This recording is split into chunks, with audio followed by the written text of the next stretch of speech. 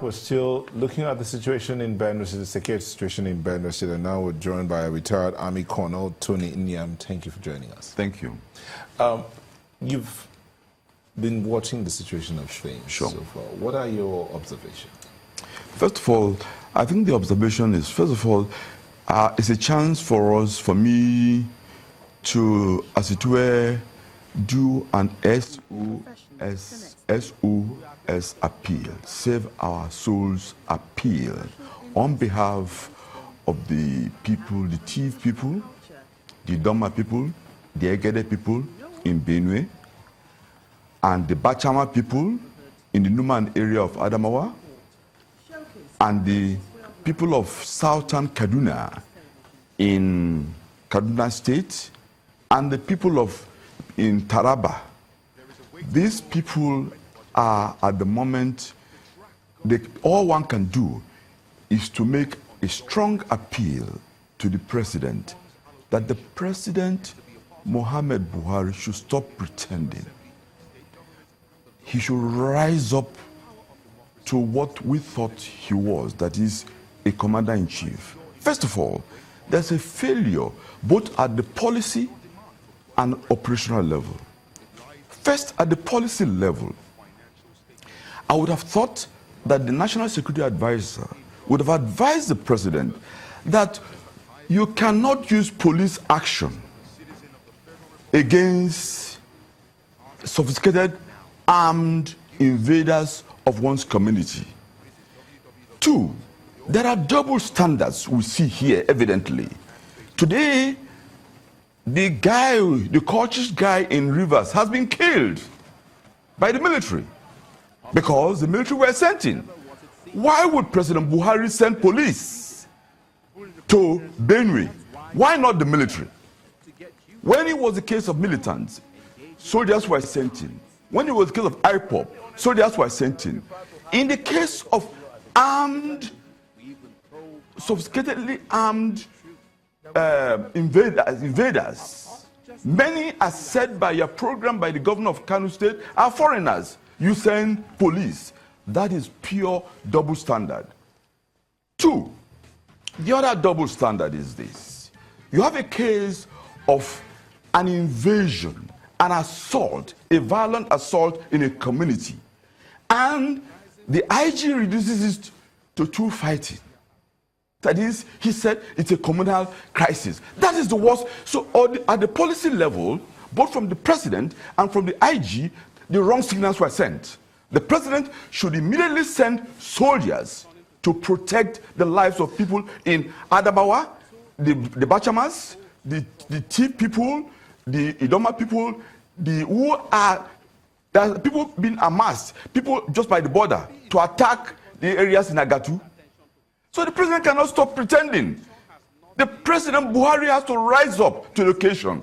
I say this, I'm not saying it in the person of Buhari, but as a commander-in-chief and as a citizen of Nigeria and as an ex-soldier, I think the mode of operandi to tackle the crisis is wrong. Okay. You can't send police action against well-armed. And by the way, listen, people underestimate the threat of the invasion of the herdsmen. But let's look at these herdsmen. In the course of your submission, you said they were foreigners. That speaks a lot to the state of our borders. Or is it about this ECOWAS treaty of free movement across the countries that's affecting us this? I have two authorities. One, the governor who spoke earlier is from Kano. He spoke. Governor of Kaduna State, El Rufai, months ago or last year, made the same confirmation that some of these headsmen come from across the border. The more reason why armed men will cross the border into one's country and the president will send police action against such men, whilst people who are militant in Nigeria, he will send task force. I think, you see, we should stop playing about. There are double standards. What is even worse?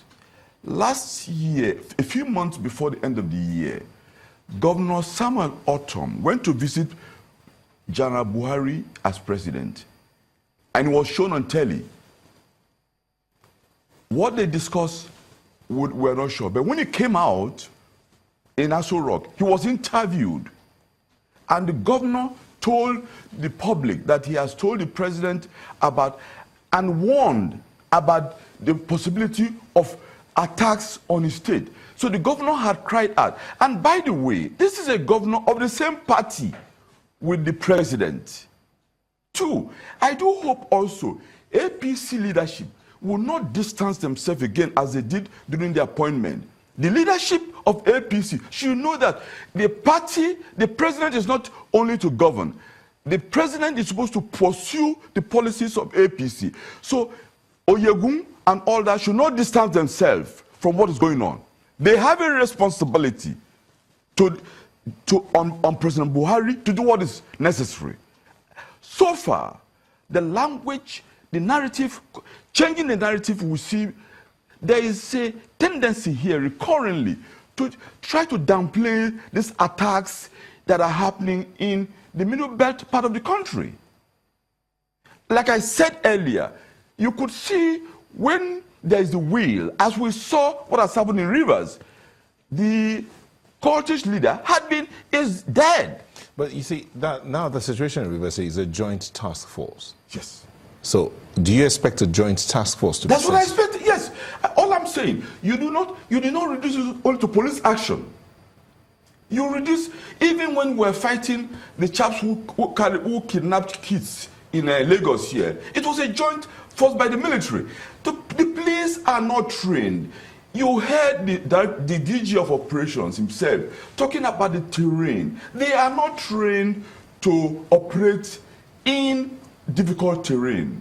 The police is only trained to be road bound. When it comes to patrolling into countryside, into terrain, it's not the police role. This is why I said from the higher national security management, there's a fault. The president goofed. That's a strong word to use. I say it because lives are being lost. I say it because you couldn't have sent police action. I say it. People are being killed. People were killed. What are you saying? Why are we Nigerians? Why do we like to pretend? Nyiam, let's look at possible solutions. I asked a question about the border areas. Yes. What should be done around the borders to ensure that this movement of foreigners, cattle herders coming into the country is somewhat restricted and indeed is checked as much as possible? You see, the point I'm saying is this. In the case of Rivers, the president sent in the Minister of Interior, Dambazo, to go there, and you saw the results. In the case of the Benue, the DIG is still in operation. But the Minister of Interior was also in Benue State. No, but he was in Benue State. All right, but I've not seen any evidence of going to Benue. The DIG operations, who the IG said he was going to send in, he was speaking from Abuja. No, he came into Abuja for the interview. No. If you are in operations, you are interviewed where you are operating. He came into Abuja for the interview. No. He has been in Benue. No. But the question I asked... Can I ask you, okay, if you are in operations, you don't leave your operation base to move to go and have an interview 4 hours away from your operation area. This is by helicopter, that's just about 10 minutes, 15 minutes. Colonel Nyiam, yes. The question I asked you was, what should be done around the borders to stop these people from migrating into Nigeria? Yes. Let me debunk the point you are making. You, in operations, you don't use helicopter to fly all the way to come and do an interview when people are dying.